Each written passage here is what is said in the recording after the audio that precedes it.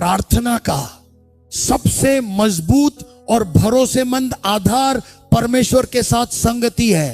आपको प्रभु से प्रेम करने और यीशु के साथ संगति करने के लिए समय निकालना चाहिए। ये वो समय है जब आपकी आत्मा प्रभु के साथ संवाद करती है। पवित्र आत्मा के साथ संगति का क्षण पवित्र आत्मा के साथ प्रार्थना करें।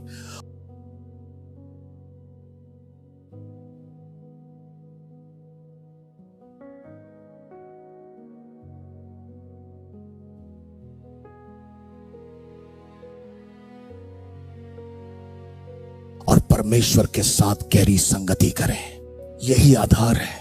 आपको हर दिन परमेश्वर से बात करने, उनकी आराधना करने, उनकी स्तुति करने, उनके साथ प्रार्थना करने और उनसे जुड़ने के लिए समय निकालना चाहिए। सुनिए, अगर एक दिन भी ऐसा बीत जाए जब आप परमेश्वर के साथ न चले और उनके प्रति समर्पित न हो, तो आप में कुछ गड़बड़ है। आपके जीवन के हर दिन कहीं ना कहीं कुछ ना कुछ गड़बड़ है। आपको परमेश्वर के साथ संगति करने के लिए कुछ समय निकालना चाहिए। कृपया इफिसियों अध्याय 6 पद 18 पढ़ें। इसमें लिखा है कि हमेशा प्रार्थना करते रहें, यानी आत्मा में रहकर प्रार्थना और विनती करते रहें। मुझे लगता है कि प्रार्थना का अर्थ आत्मा की ओर आकर्षित होना है, हमेशा प्रार्थना करना। क्या यह सही है? आत्मा में रहकर प्रार्थना और विनती करते रहना। इसलिए प्रार्थना आत्मा से प्रेरित है। पास्टर जॉन,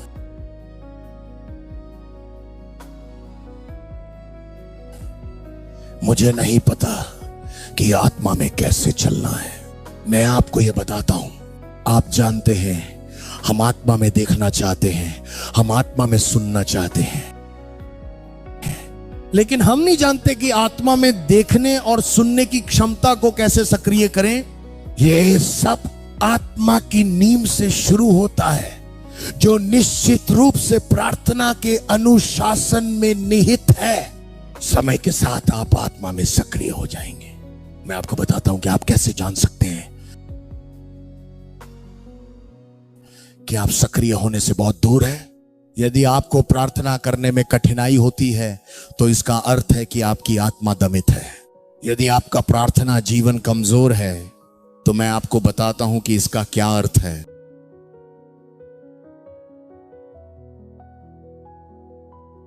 इसका अर्थ है कि आप आत्मा की तुलना में शरीर में अधिक जीवित हैं।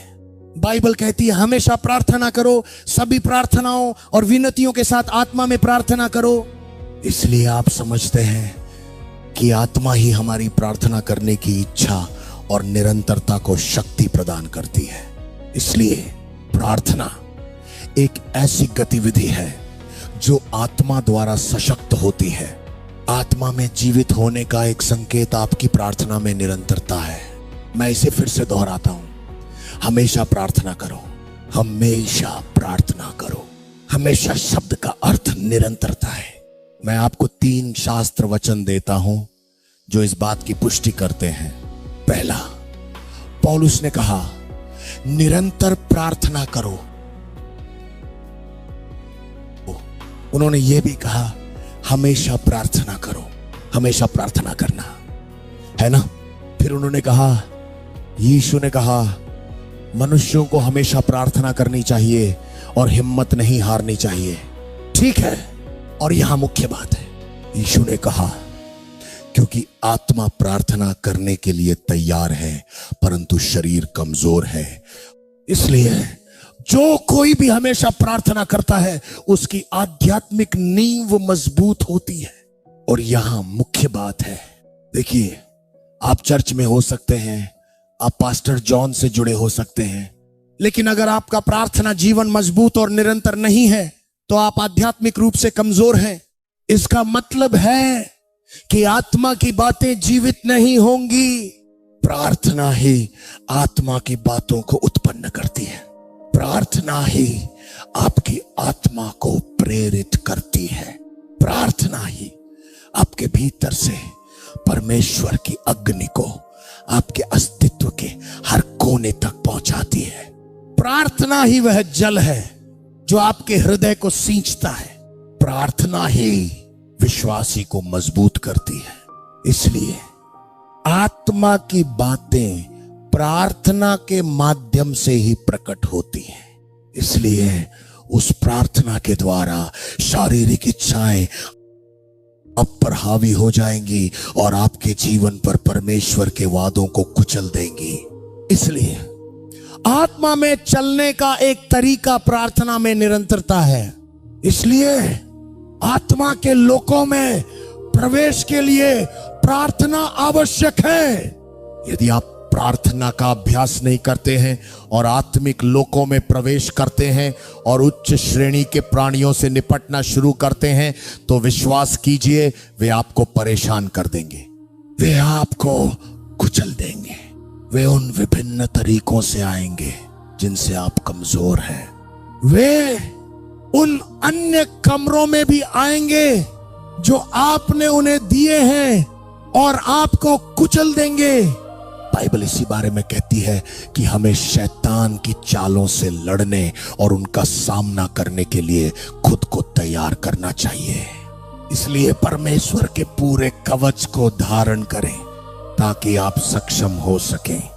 इसलिए चाहे आप शैतानों से कितना भी लड़ने का प्रयास करें, यदि आप युद्ध के लिए तैयार नहीं हैं तो आप दुष्ट आत्माओं के लिए प्रार्थना बन जाते हैं।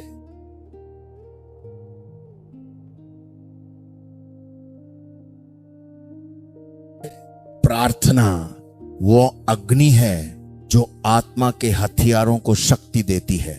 आप जानते हैं बाइबल कहती है परमेश्वर के पूरे कवच को धारण करो, और यह है कि हम मांस और लहू से न लड़ें। फिर यह धार्मिकता के कवच और उद्धार के शेष लोगों के बारे में बात करती है।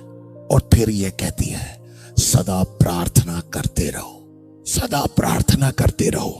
वास्तव में ये इफिसियों 6 का अध्याय 18 है। इसमें लिखा है सदा प्रार्थना करते रहो। लेकिन अगर आप इफिसियों 6 पढ़ें तो आप शायद अध्याय 16 से पढ़ेंगे। इसमें युद्ध के बारे में बात की गई है। इसका मतलब है कि परमेश्वर के पूरे कवच को धारण करने के बाद आपको प्रार्थना करना सीखना होगा। अपने आत्मिक शस्त्रागार को प्रार्थनाओं से मजबूत बनाए रखें। जब हम प्रार्थना करते हैं तो हम शरीर की कमजोरी को कम करते हैं। जब हम प्रार्थना करते हैं तो हम आत्मा में बढ़ते हैं। जब हम प्रार्थना करते हैं तो हमारे भीतर प्रेम पनपता है। जब हम प्रार्थना करते हैं तो विश्वास बढ़ता है। जब हम प्रार्थना करते हैं तो पवित्र आत्मा की वाणी को सुनने और समझने की हमारी क्षमता सटीक और स्पष्ट हो जाती है। और याद रखें, प्रार्थना की तुलना उन मांसपेशियों से की जा सकती है जो व्यायाम करते समय विकसित होती है।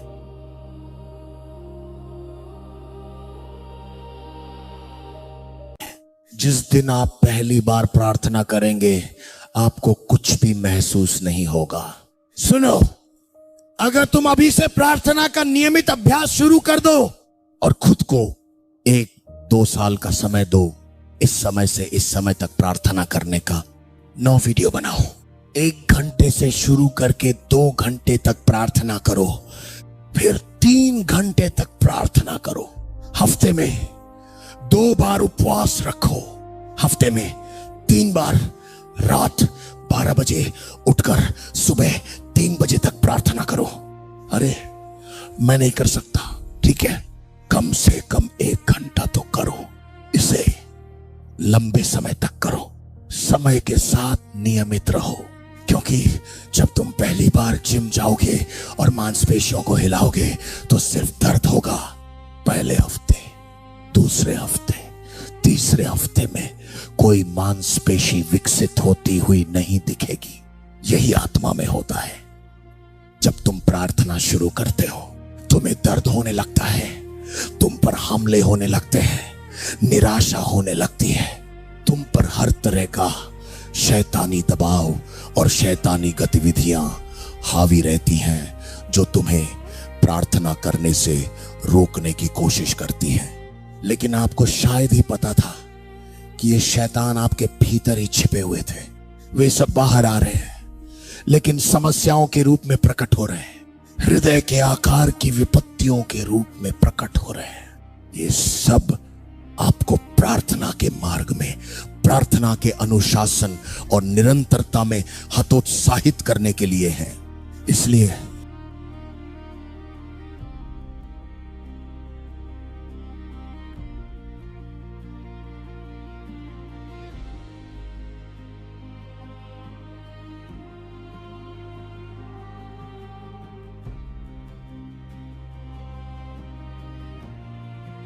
इफिसियों 6:66 में लिखा है कि आत्मा में सदा प्रार्थना और विनती करते रहो। अब यहूदा 1:20 में लिखा है कि पवित्र आत्मा में प्रार्थना करो। बाइबल कहती है कि अपने सबसे पवित्र विश्वास को मजबूत करो, प्रार्थना द्वारा अपने विश्वास को मजबूत करो। पतरस, आपका विश्वास इस विशेष शैतान को जड़ से उखाड़ फेंकने और सिंहासन से हटाने के लिए पर्याप्त नहीं है। हाँ, आपके विश्वास में क्षमता है। वास्तव में आपके विश्वास में सभी शक्तियों को वश में करने की क्षमता है, लेकिन इस विश्वास को विकास की प्रक्रिया से गुजरना होगा। यह एक शिशु अवस्था में भाग्य की तरह है। ऐसा भाग्य, आइए इस पर विचार करें।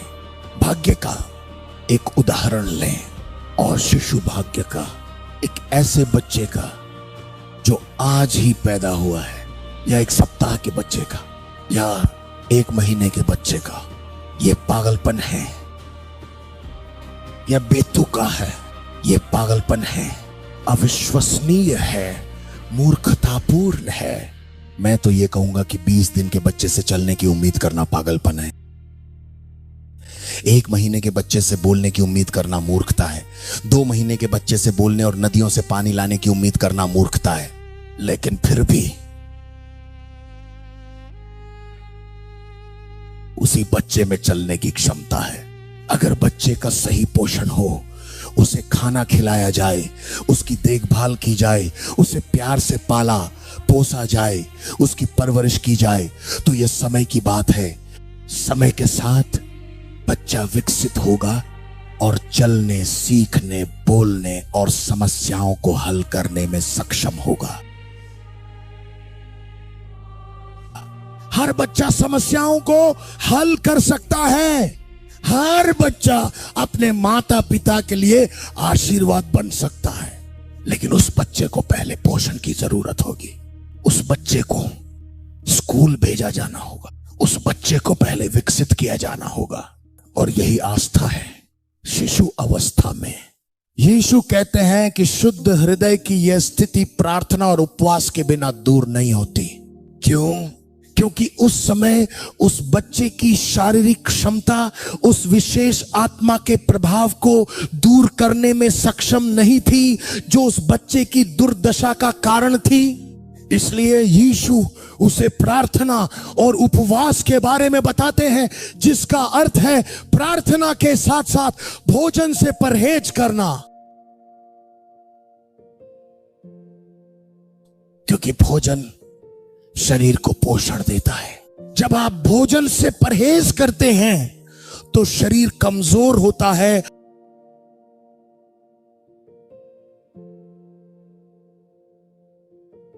आत्मा मजबूत होती है। प्रार्थना और उपवास क्या करते हैं?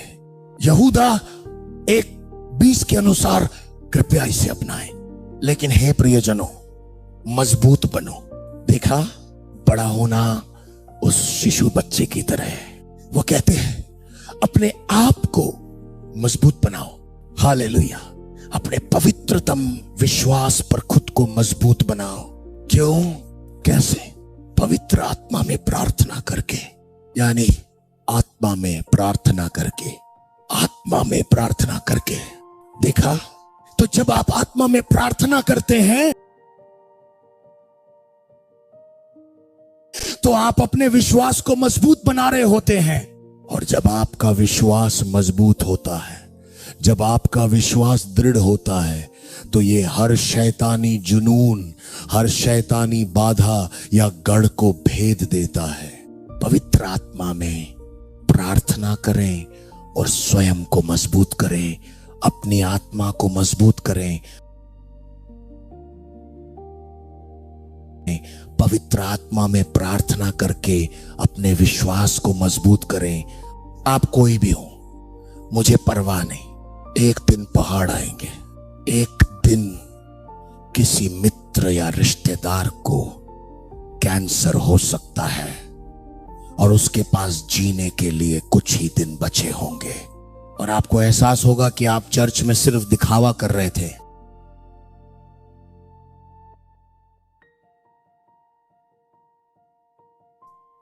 क्योंकि जब आप बोलते हैं तो कुछ नहीं होता, क्योंकि आपके विश्वास की क्षमता कैंसर की आत्मा को पराजित करने के स्तर तक नहीं पहुंची है।